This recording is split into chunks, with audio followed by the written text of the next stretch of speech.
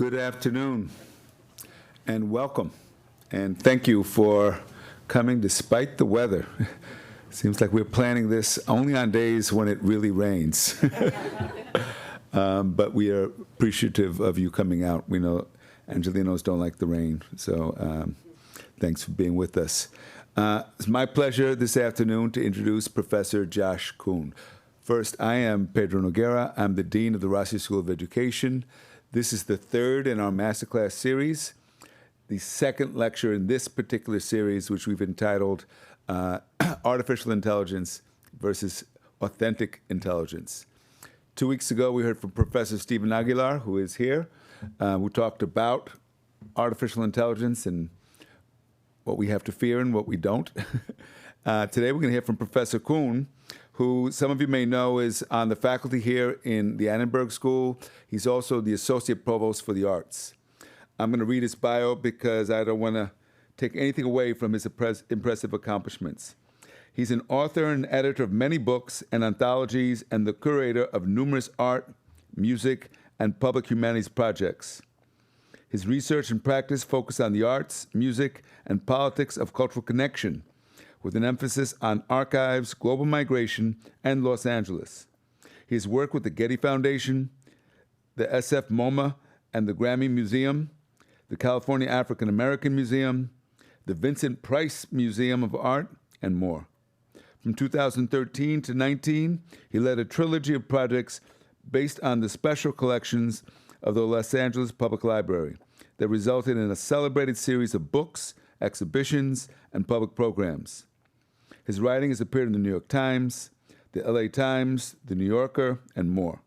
He co-edits the book series Refiguring American Music for Duke University Press.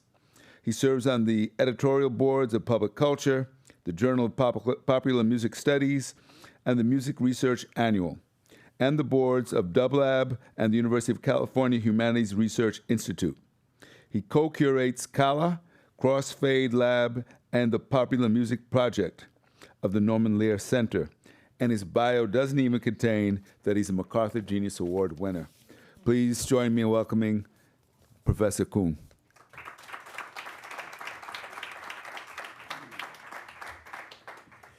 Thank you, Pedro. Thank you all so much for coming. You might have noticed there was something key word, or two words that were missing from my bio, which is artificial intelligence, which is not an area of my expertise, as those of you who know me probably know. So this is what you're hearing are really my first attempts to think through these big questions, crucial questions.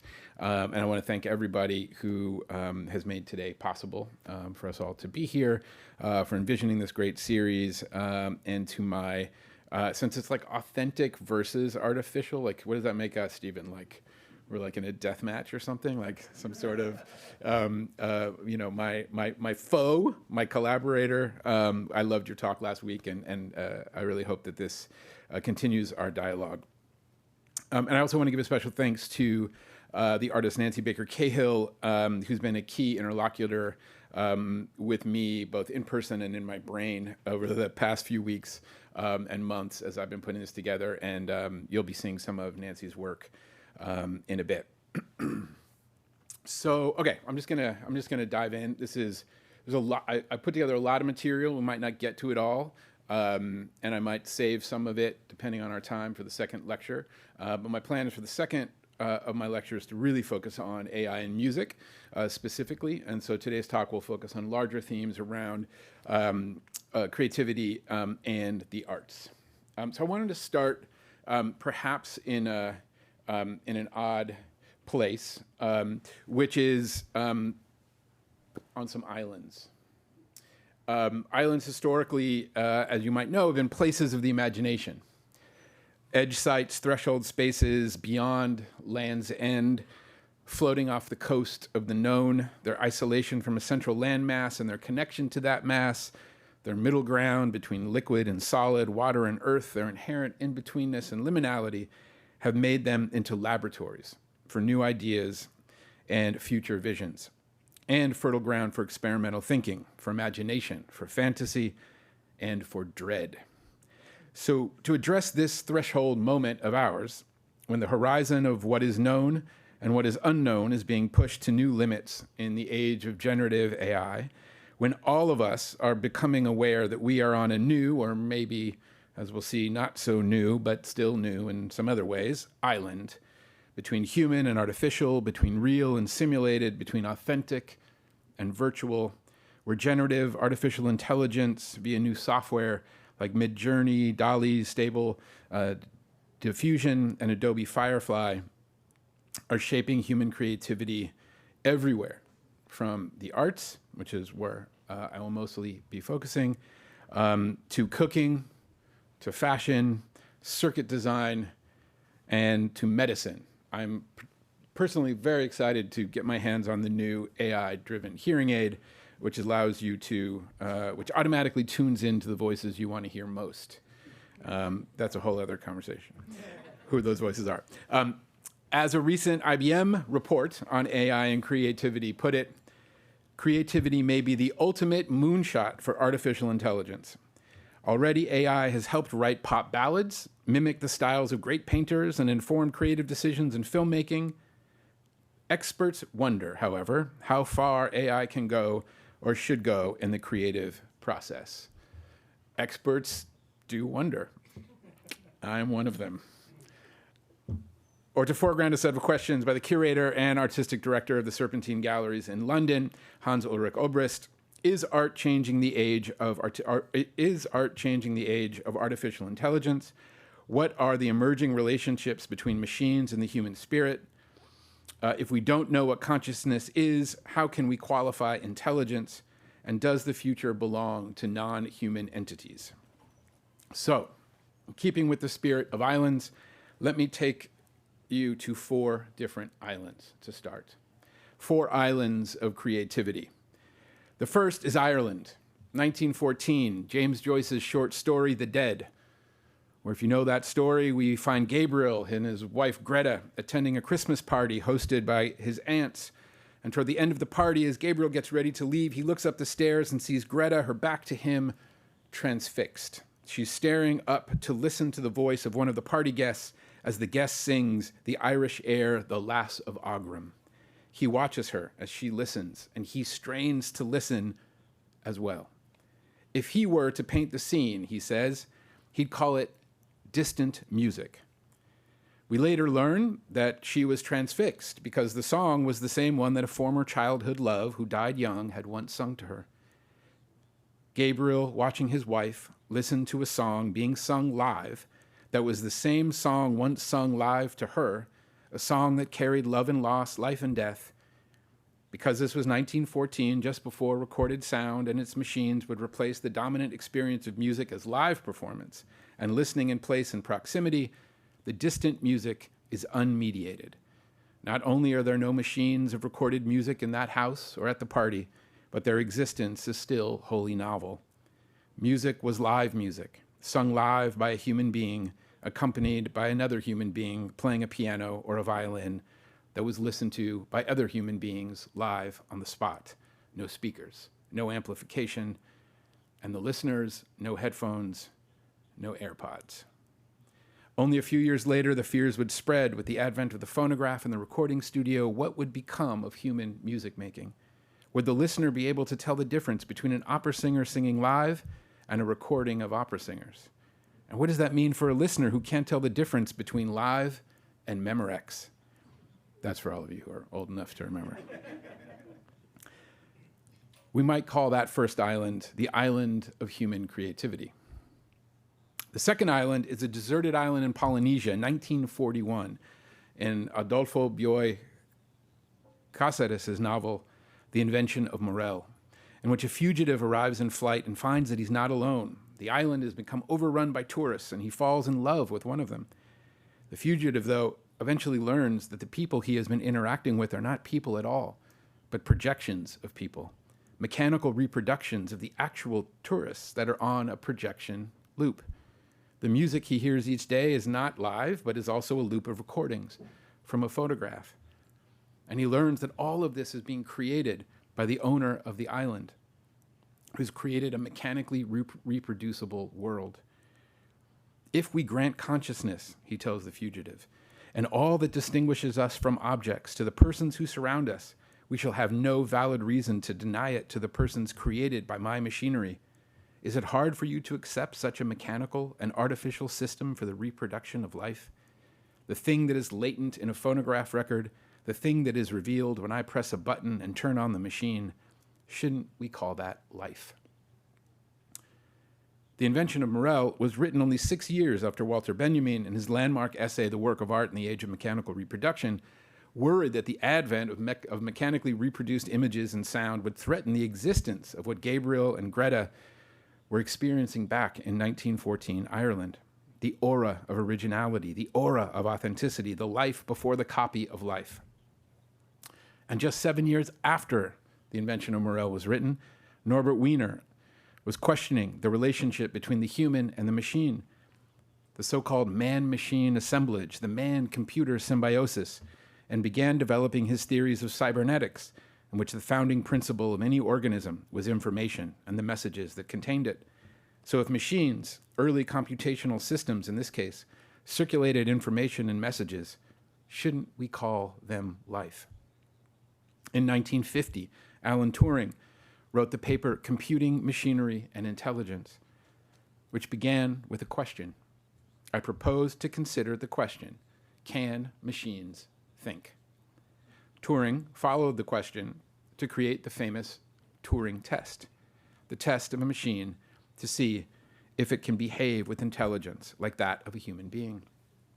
Let's call that second island the island of mechanical creativity. The third island is the archipelago of Con Do in Vietnam, sometime in the near future, as depicted in the 2022 novel by Ray Naylor, The Mountain in the Sea. The archipelago of Con Do is controlled by a global tech company, crafting an empire of robots and AIs that is run by a neuroscientist who has written a book titled Building Minds and is home to a species of octopus with unprecedented cephalopod intelligence, on par with human-like language and culture. The marine biologist who studies them has also written a book, and hers is called How Oceans Think, and she's joined by a fully functioning and feeling AI android. There's also an AI hacker who can infiltrate AI networks, and an industrial fishing boat run by an AI that is enslaved to human men.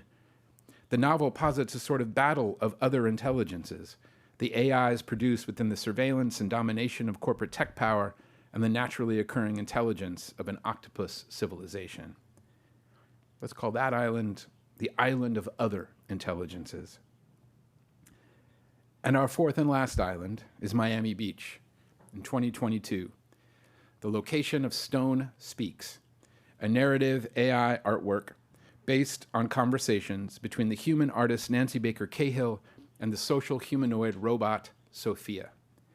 Here's the description of what you're about to see by the artist. Stone Speaks begins as a massive particle field composed of silicon and carbon elements that contracts into a molten core and then swells into a vibrant planet. Slowly but perceptibly, the planet's surface becomes monochromatic, desolate, and polluted. A dense sparkling of silicon and carbon particles reappears, covering the surface of the planet.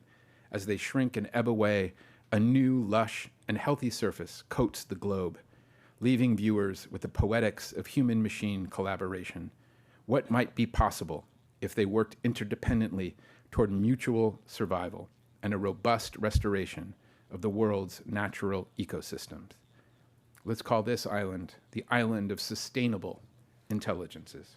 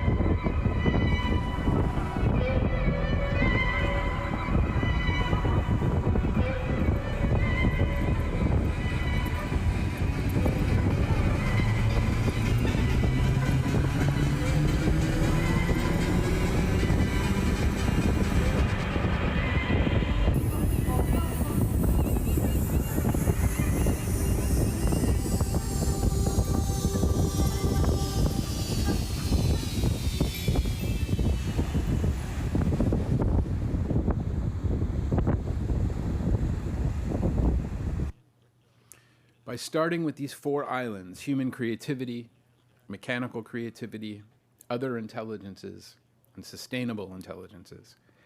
I wanted to nod to both the long history of debates around the fate of human creativity in the face of technological invention of any kind, and to current debates and artistic practices swirling around this contemporary generative, neural networked, algorithmic, self-driving chapter in the evolution of artificial intelligence.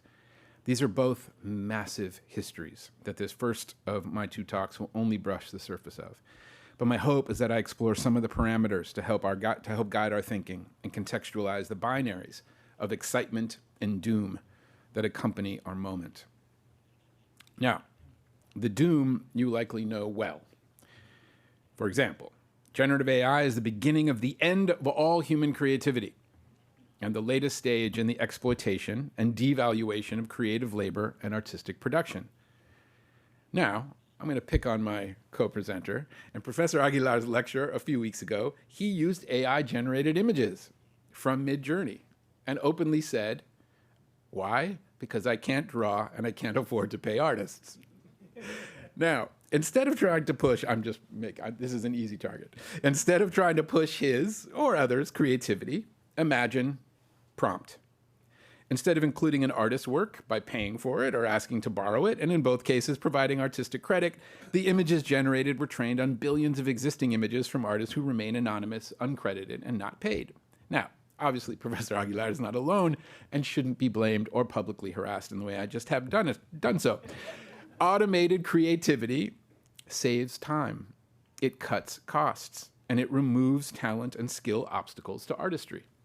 AI-generated visuals have been used by museums, by Netflix, by the San Francisco Ballet. In 2016, we saw the first AI-generated movie trailer. An AI-generated entry won a top prize at the 2023 Sony World Photography Awards. No wonder AI played such a key role in recent actor and writer strikes. No wonder artists around the world are mobilizing to develop strategies to prevent AIs from being trained on their work. Class action copyright lawsuits are proliferating, as are new software tools to throw wrenches into data harvesting, to create decoys and watermarks, and to enable artists to opt out of AI training models and gobbling data sets, like the software Nightshade, which lets artists add invisible changes to the pixels in their art before they upload it online, so that if it's scraped into an AI training set, it can cause the resulting model to break in chaotic and unpredictable ways.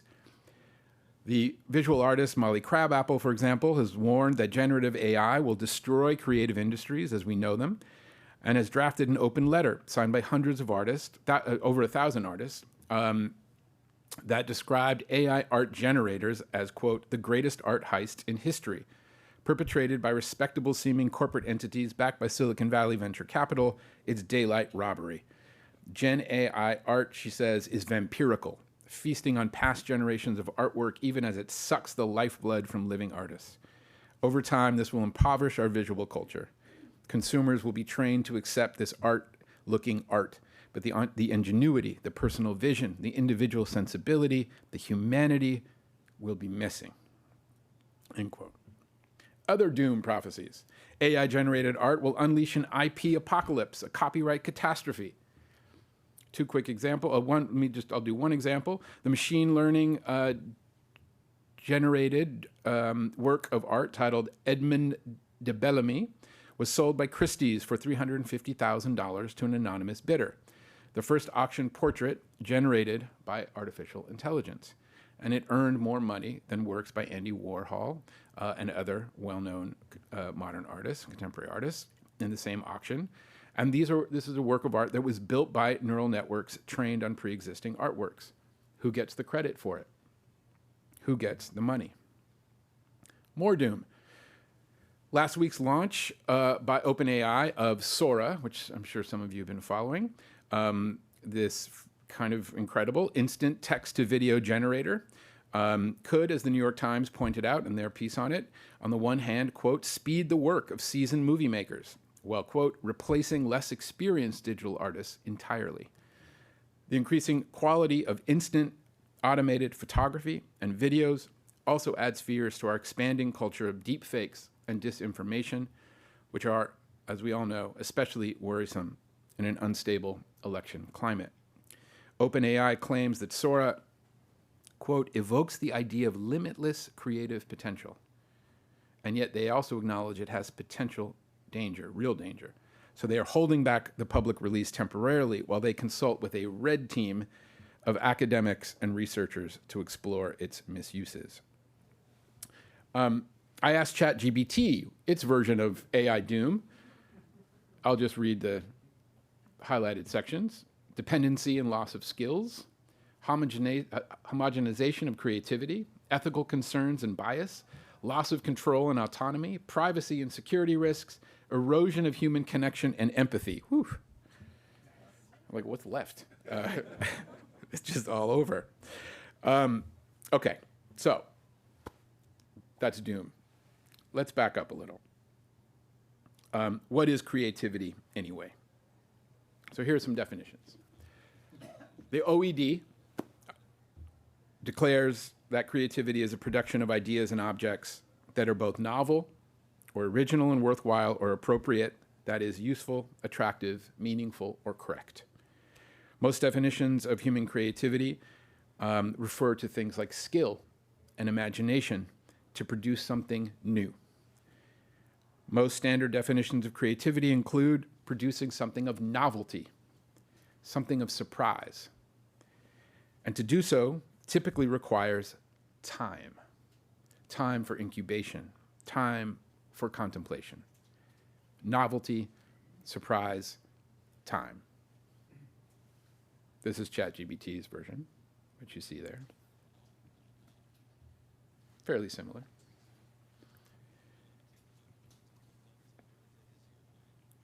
For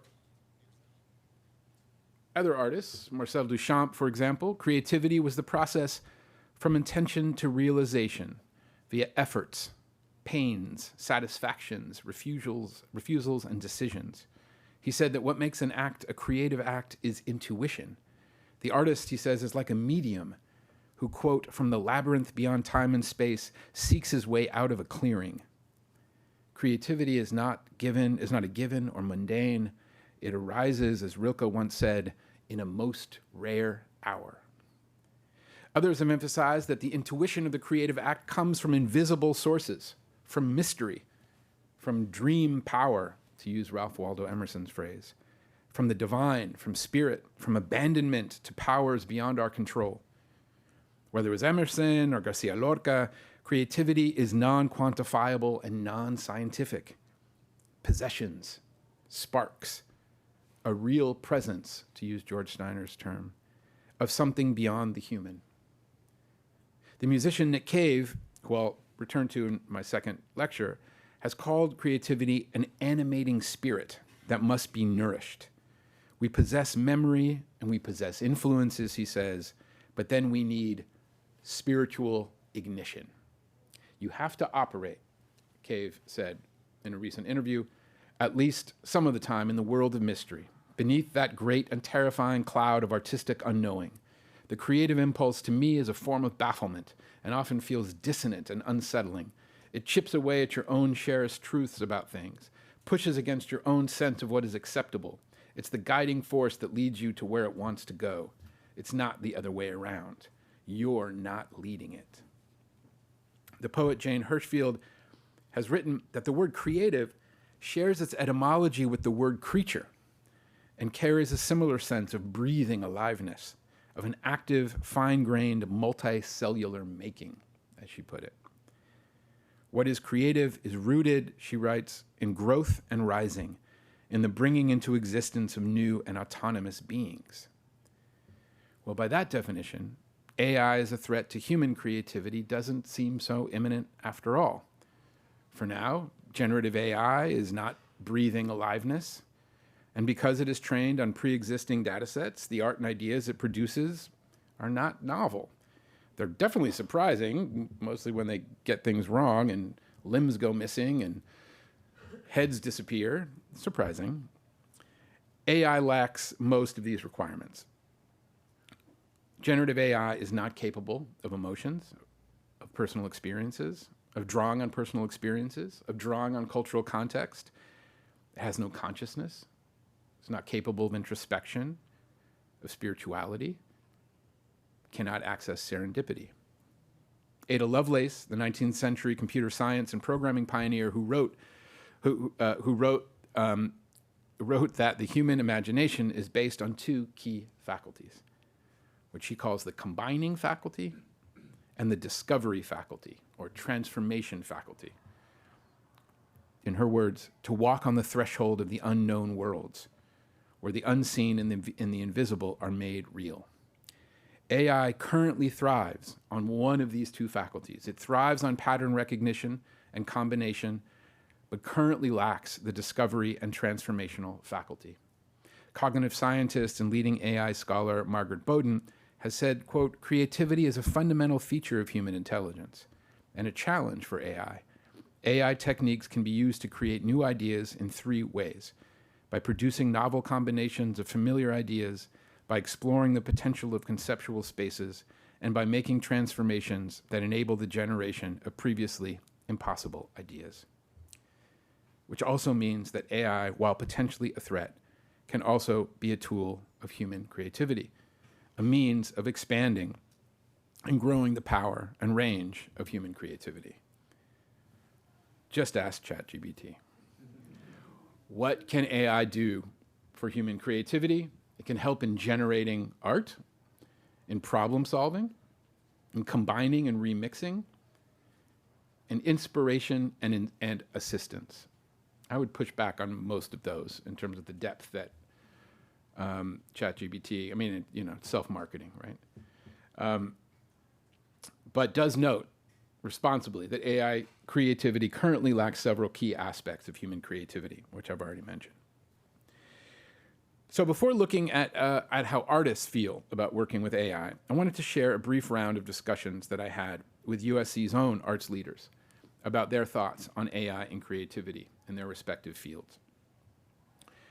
Emily Roxworthy, the dean of our School of Dramatic Arts, told me that she thinks theatrical design is going to be heavily impacted by AI.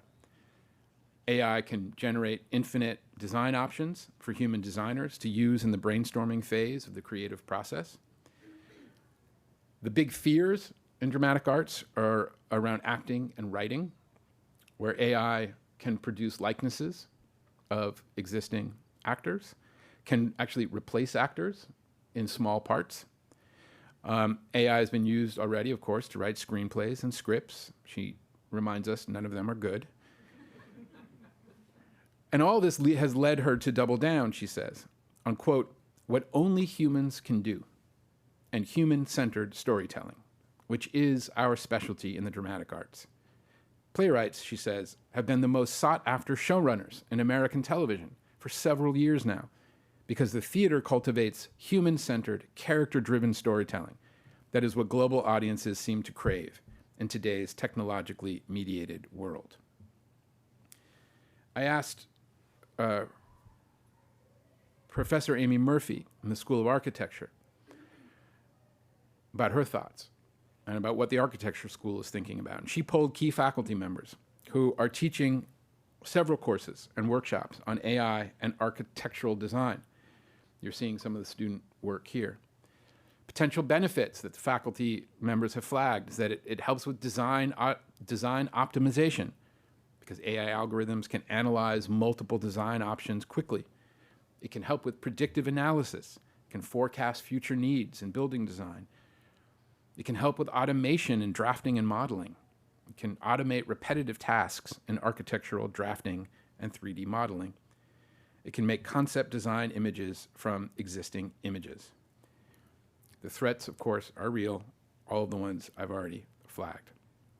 And this is just one example of one of the courses, Portraits of AI Environments, and again, some of the student work that was generated. Dean Daly of the School of Cinematic Arts said that for her, the kind of main takeaway is that while AI and the arts continue to grow in their entanglements, that it's crucial for those entanglements and those relationships to not be led by engineers, but to be led by artists. And I think that's one reason why cinematic arts has been focusing on taking this central role in AI on campus, such as being one of the founding schools of the new Center for Generative AI in Society that we now have, and offering several AI courses engaging these very issues.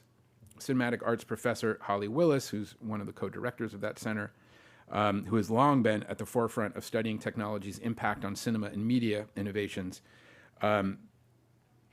also taught a new undergraduate class in the School of Cinematic Arts on AI and creativity, and recently wrote a kind of summary of all of that work for Filmmaker magazine that you can find online about her and others' experiences on this campus trying to teach AI in the context of media making and creativity. Julia Ritter, Dean of the Kaufman School, signaled her excitement about Kaufman's openness to exploring AI, and she pointed to the long history of dance's engagements with new technologies. She pointed me to various places to check out that she sees Kaufman in dialogue with, like the Dances with Robots podcast, or Stanford University's EDGE, which we see here, or editable dance generation, a generative AI model that can choreograph human dance animation to match any piece of music, that allows choreographers to design sequences for live dancers. By the way, I tried this at home, and it wasn't pretty. She pointed me to choreographers like Katie Kwan, who's also a mechanical engineer, who are embracing AI and robotics because, in Kwan's words, it is, quote, a choreographic tool that can disrupt the habitual dance-making process. But Ritter also reminded me that these are not new experiments. Legendary modern choreographer Merce Cunningham, for example, created Lifeforms in a software called Lifeforms in the 1980s, a computer program that generated avatars as stand-ins for real-life dancers. And in fact, it's one of Kaufman's own faculty, Professor Margot Apostolos, who is one of the pioneers of choreo-robotics. Apostolos has been thinking about and developing and writing about robot choreography since the early 1980s. Now, while Ritter said the concern is always safety and the clunkiness of dancing with robots, she was excited about how AI will help answer a question that she keeps thinking about. What will be, the folk dance of the future? Just a reminder, this is from 1983.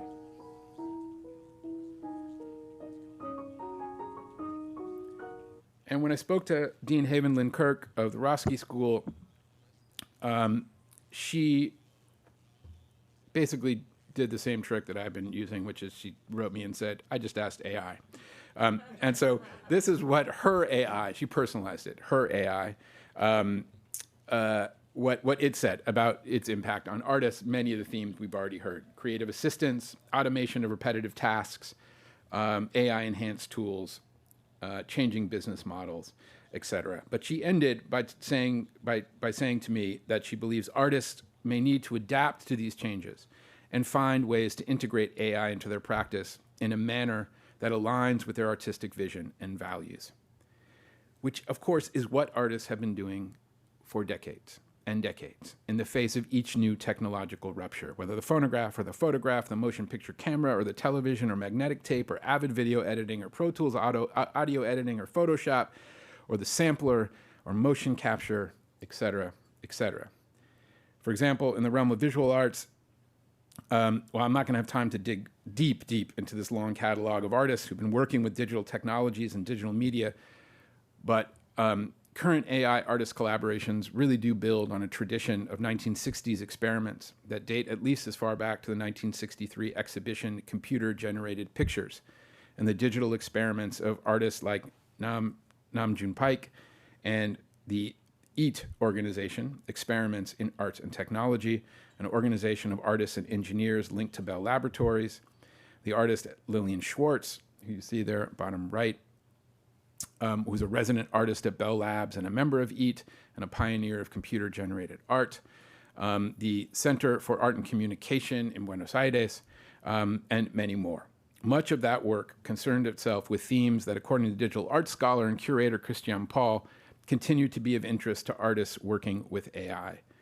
Quote, the possibility of infinite reproduction and varying combinations, and, quote, the feasibility of programming certain behaviors for so-called autonomous information units. Artists have been engaging with versions of artificial life, chatbots, AI, VR, and AR since the 1960s. Alice, developed by Richard S. Wallace, Eliza, developed by the MIT Artificial Intelligence Lab, and Harold Cohen's painting and drawing computer code called Aaron, which was the earliest artificial intelligence program for art making. Artists who are currently using AI in this moment, generative AI, to explore various topics within human artificial intelligence, and this is 4 lectures, so I'm just giving you like few key names here, include artists like Mario Klingemann and his piece Memories of Passerby from 2018, in which a neural network generates portraits, AI portraits. And the art, he insists, is not the portraits that are created. The art is the code that creates the portraits. The artist Pierre Huyghe, also 2018, a piece called Umwelt, in which a human subject imagines things that are prompted, and then that brain activity is measured and fed to a neural network that reconstitutes the human thought in images that are then created and projected in the space. So both of those pieces really drawing on that interface between human and artificial intelligence. Ian Chang, probably among the most famous early pieces, or kind of transformative pieces in the contemporary moment, his piece Bob, which stands for Bag of Beliefs, is a sentient being that you see there on the left that was created through artificial intelligence and his manipulations of code. Rafik Anadol, who harvests data, for example, data from the world's rainforests, or 155 million images of California state parks, and then works with AI algorithms to create visual images that he then shapes, controls, and edits. In his words, it's a human-machine collaboration. What is art is what happens after the AI plays a role. Personally, I spend more time, he says, with the AI findings, the AI outputs, so I don't just use what the AI does.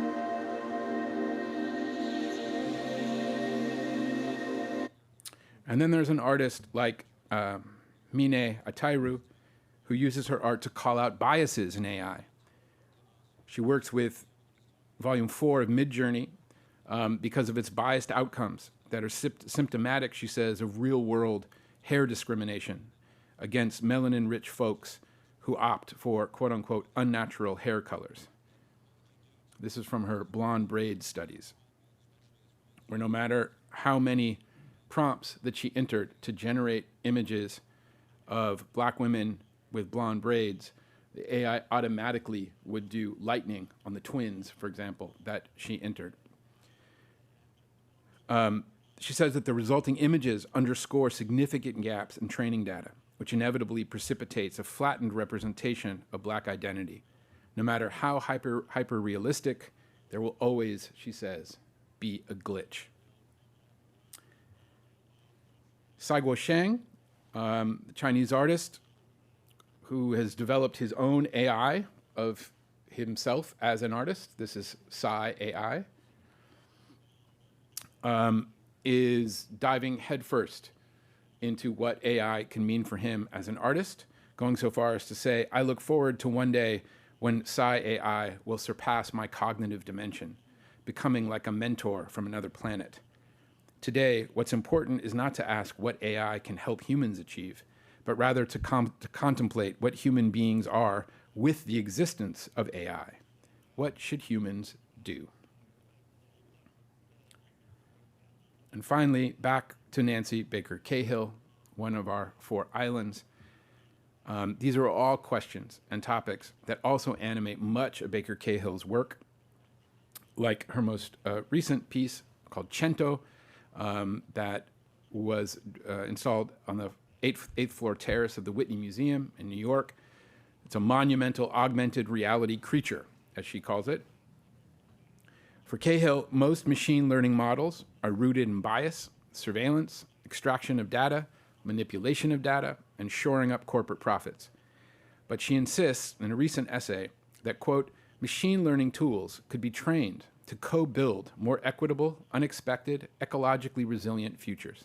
When artists embed their practices in algorithmic systems, she writes, compromised by corporate or militaristic interests, they can reorient the tools to grapple with ethical questions through evocative and open-ended civic or political provocations. Artists are experts at identifying fissures, she says, vulnerabilities, portals in and through which to build reparative algorithmic ecosystems within systems.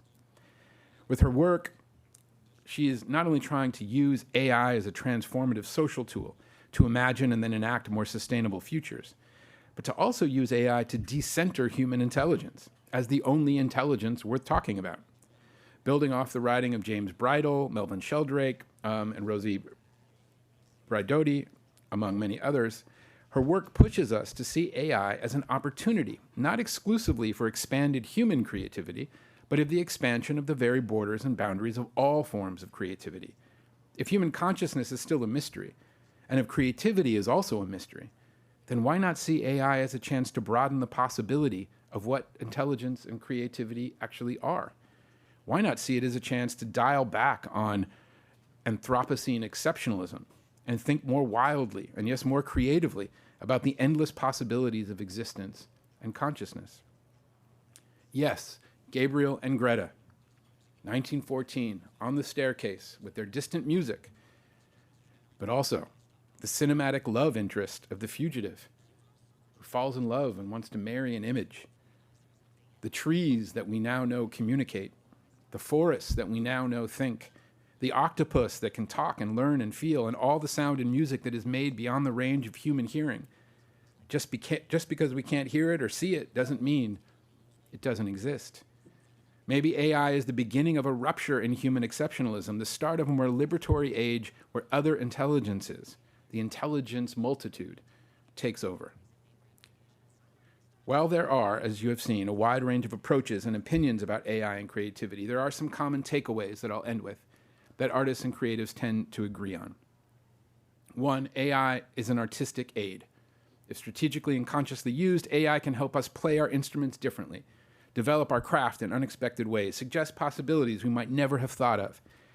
And relatedly, as the New York Times art critic Jason Farrago recently suggested, if we're so worried that AI will top human creativity, maybe we should be making better art. Maybe we should be more vigilant about making art that resists easy imitation and easy formulas of reproduction.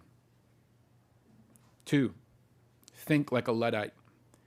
We must always stay critical, interrogate AI as we experiment with and use AI to make social critiques and imagine new worlds.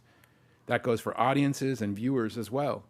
Now that we know that videos and photographs and songs can be automated in seconds, we need to actually be better at looking at them and better at listening to them. We need to develop sharper skills as listeners and viewers and enter into a new kind of critical artistic consumption.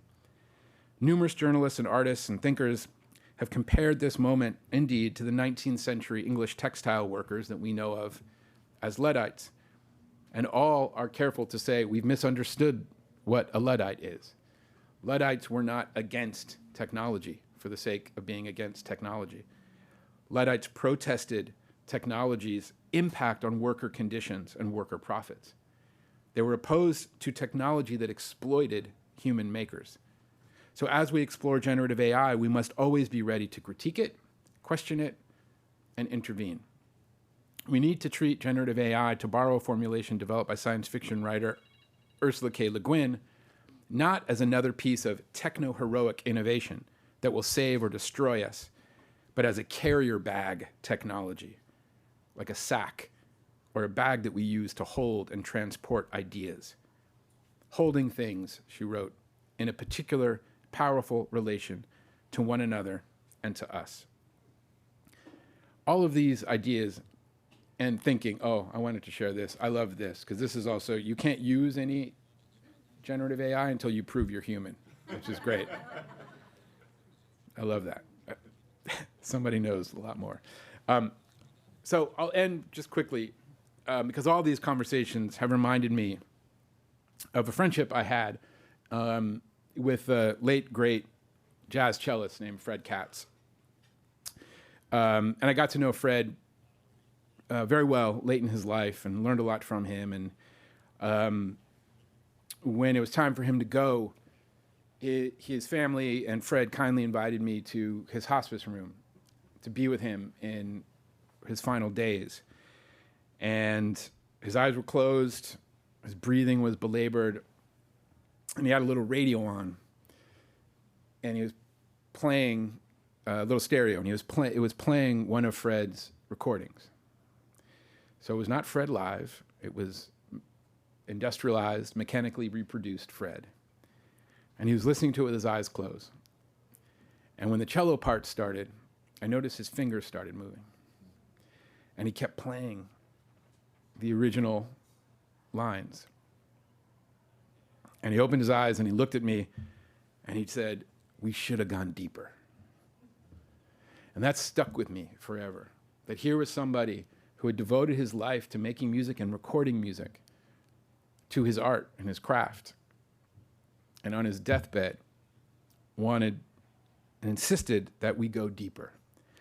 So is AI a threat to human creativity? Not if we agree, no matter the technology, no matter the machine, no matter the other intelligences that we engage with, to always go deeper. Thank you.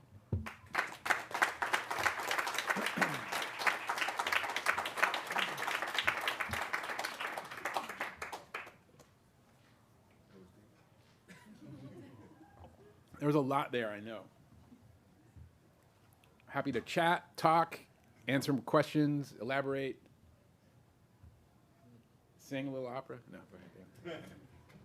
So, is the code the art? Is the code the art? Is the code the art? I think it depends on who you ask. That's been at least what I've gathered from research that I've been doing, that you heard, and then interviews with various artists, that people really do have differing opinions. For some, the code is the art. For others, like Rafiq Anadol said, that the AI just does its work and then the art starts. And so his monumental pieces that you saw an example of, that's not the code, that's the art. That reflects his manipulations.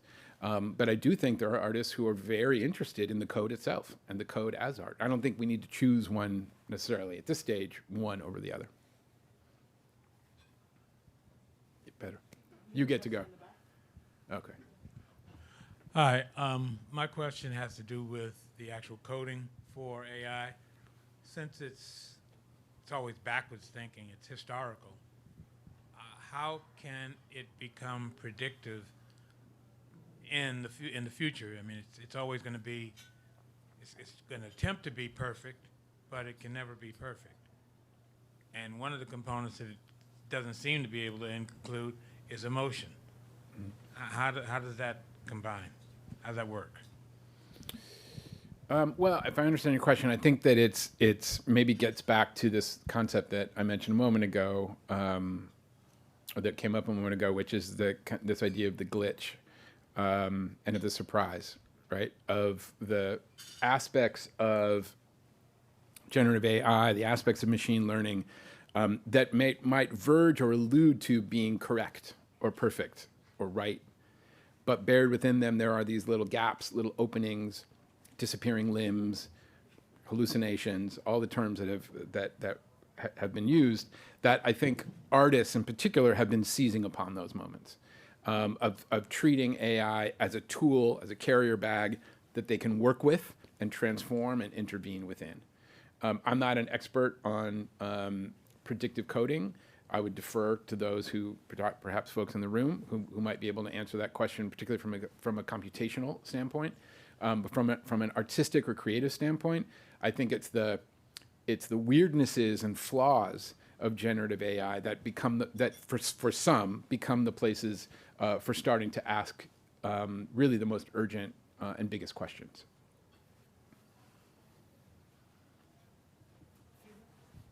Yep. So.